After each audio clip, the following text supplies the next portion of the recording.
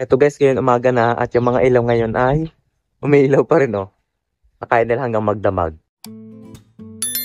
Nag-comment din sa atin na nagre-request na ano daw review ng JD Solar. So ito na. Binili ko na. Ngayon, unbox muna natin to. Ito nga pala, in-order ko yung buy one take one daw na 90 watts. JD yung nakalagay sa ano. Pa-seller. Ay, ito na. Medyo maliit lang pala. At, ayan. Dalawa naman talaga. Yung box niya, ayan. Medyo na-UP na. Buksan muna natin tong isa. So, number 1, remote. Ayan. Tapos, screw na mayroong battery. And then, yung solar lamp na maliit lang. At yung kanyang solar panel. Ayun. Maliit lang talaga siya as in. Tapos, ayan, wala nang laman.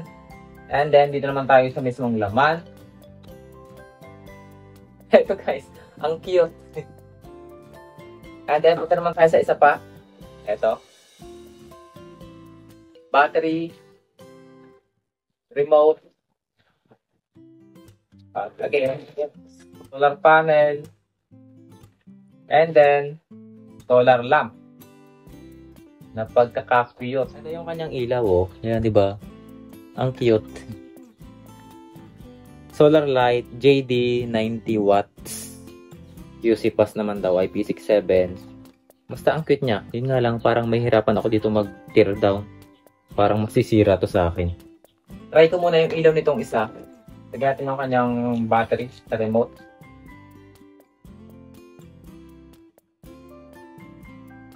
Oh. Hindi siya mabuhay. Ano to? Lobat ba to? May isa. Wala din. Ayaw mabuhay.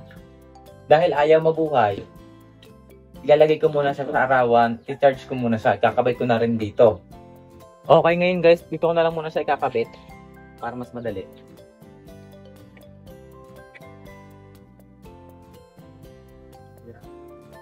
Sinabit ko na lang muna sa pako. Dito. Yan. And then, ito naman yung kanilang solar panel. Tingnan natin kung gaano kahaba yung wire. Feeling ko na to, 3 meter lang. Usually kasi nasa 3 meter lang yung mga wire na binibigay nila. 1, 2, 3. Nasa 3 meter lang to guys.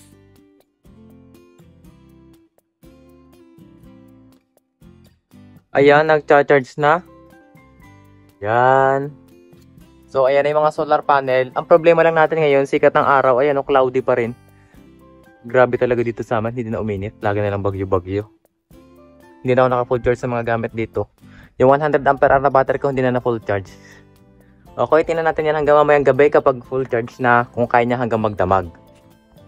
Eto guys, ngayon, ang oras ngayon ay 6:42 na ng gabi. So, try na natin buhayin yan.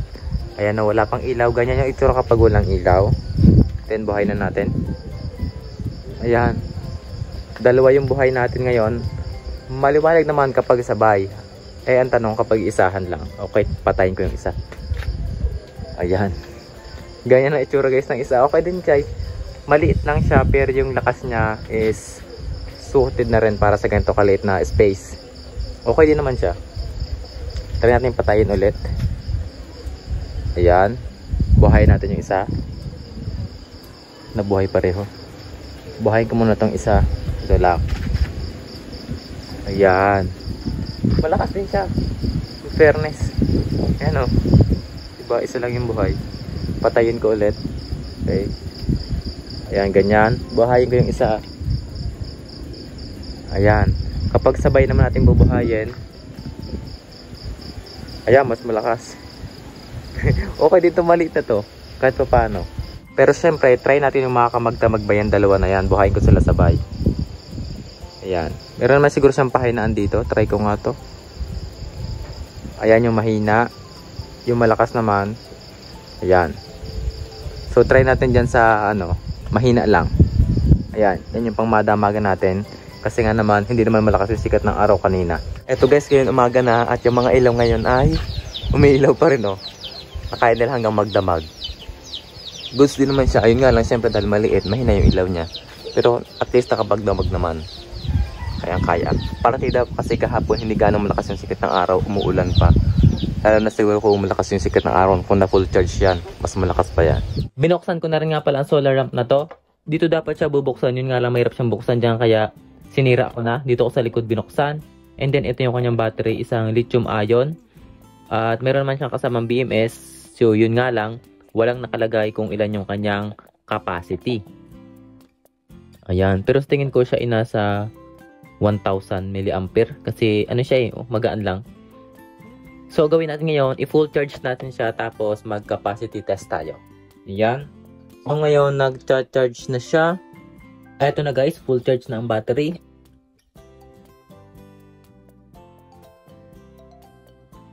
Eto guys, nagbabuzzer na siya. Patayin ko na. At eto, nakakuha tayo ng 1,200 mAh or 1.2 ampere-hour.